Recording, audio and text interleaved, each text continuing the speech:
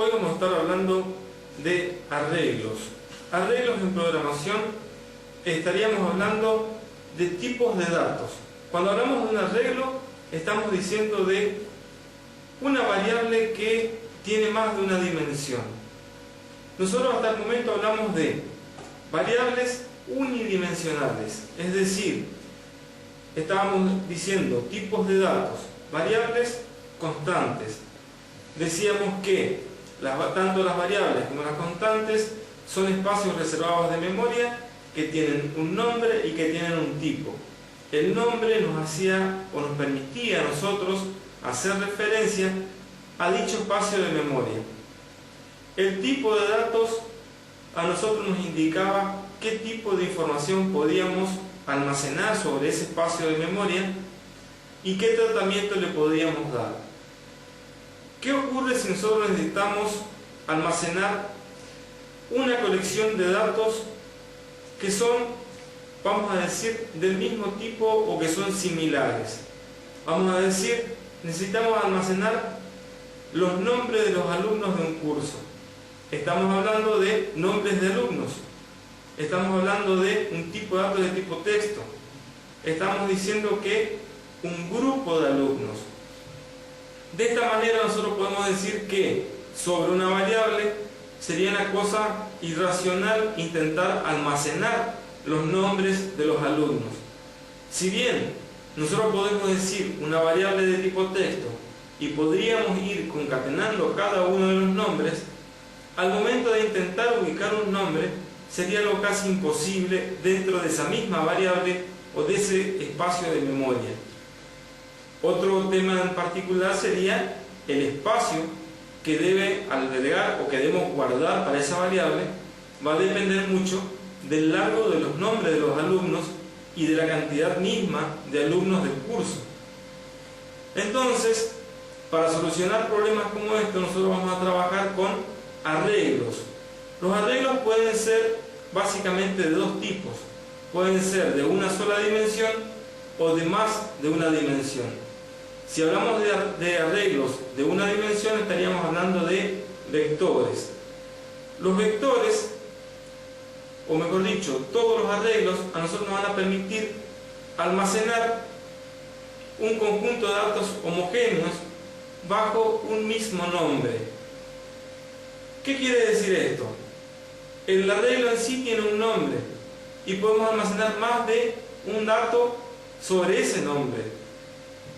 Hasta ahí no estamos diferenciando mucho de lo que es un arreglo o un vector y una variable. Sin embargo, si yo les digo a ustedes que el arreglo tiene el nombre y tiene un índice, ahí sí estaríamos marcando la diferencia entre un arreglo y una variable. ¿Qué quiere decir esto? Es como decir, yo tengo un libro y en ese libro tengo hojas. En cada una de esas hojas yo puedo escribir información. El índice me va a indicar a mí la ubicación de cada una de las hojas para yo poder ubicar la información que guardé dentro de ese libro. Ese sería un ejemplo un poco rebuscado de lo que es un arreglo. Vayamos a unas placas y vamos a ver qué podemos hacer con estos arreglos, qué tareas podemos realizar y vamos a ver una definición un poco más elaborada. Según la definición del señor Luis Yullanes Aguilar, dice que un arreglo es un conjunto finito y ordenado de elementos homogéneos. La propiedad de ordenado significa que el elemento primero, segundo, tercero y enésimo de un arreglo puede ser identificado. Los elementos de un arreglo deberán ser homogéneos, es decir, del mismo tipo de datos. ¿Qué quiere decir esto? Que los arreglos, según su índice, nos permiten a nosotros identificar la posición de cualquiera de sus elementos. Los vectores. Los vectores son el tipo más simple de arreglos, también conocidos como arreglos unidimensionales. Los arreglos tienen, mejor dicho, los vectores tienen una sola dimensión, por lo tanto tienen un solo índice. Por eso es que se los llama de esa manera. Las operaciones que podemos hacer con vectores, ¿cuáles son? Primero de todo, para trabajar con ellos, la declaración del vector. Luego tenemos la asignación, que es cuando le asignamos un valor al vector. La lectura sería cuando tomamos información que en algún momento se guardó dentro del vector. Y la escritura es cuando escribimos en él. Veamos un poquito cómo se declaran los vectores. Si ustedes ven ahí, tenemos algoritmo, vector. Estamos hablando de la cabecera del algoritmo. Si ustedes se fijan, ya en las últimas 3 líneas dice inicio, instrucciones, fin. Eso sería el cuerpo de nuestro algoritmo. Nosotros a los vectores lo vamos a declarar en la parte de declaraciones. Entonces, pues vamos a analizar desde la primera línea. Algoritmo, vector. Sería el nombre de nuestro algoritmo. En la parte de declaraciones tenemos mi vec y entre paréntesis 10. Al lado estamos indicando que va a ser de tipo numérico. Es decir, que ese vector va a tener 10 posiciones y dentro de él podríamos almacenar números. Luego tenemos una variable que se llama x y que dice que es numérico. Bien, después dice inicio, instrucciones y fin. Entonces, dentro de los algoritmos, a los vectores los declaramos dentro de la sección de declaraciones como si fuesen una variable más. La diferencia es que entre paréntesis indicamos la cantidad de posiciones que va a tener ese vector. Según la cantidad de posiciones, vamos a estar diciendo la cantidad de datos que podemos almacenar sobre el vector. Bien, al lado le traje una representación gráfica de cómo se podría ver nuestro vector.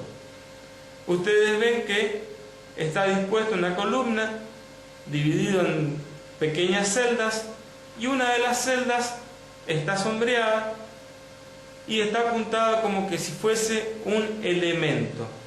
En este caso sería la segunda celda. Cada una de esas celdas son elementos del vector, son espacios donde podemos almacenar información. Nosotros podemos decir que tenemos el elemento primero, el elemento segundo, tercero, y de esta manera estaríamos llegando al elemento 10 en este vector que nosotros lo declaramos.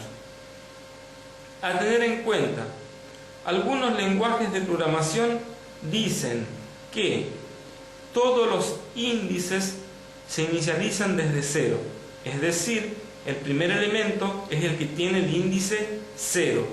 Hay otros que dicen que no, el primer elemento es el que tiene el índice 1. Eso sería para nosotros algo indistinto por el momento. ¿Por qué? Porque estaríamos trabajando con pseudocódigo, es decir, las reglas ponemos nosotros.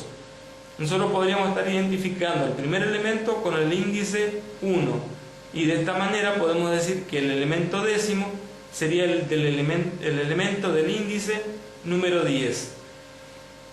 De esta manera entonces estaríamos viendo cómo se puede representar un vector como si fuesen celdas continuas de memoria. Algunas definiciones dicen que los vectores son celdas continuas de memoria. Nosotros podemos decir que, bueno, tal vez no existan celdas continuas de memoria, pero sí se las representan como si fuesen celdas continuas. Y de esta manera tenemos una representación gráfica de lo que puede ser entonces un vector.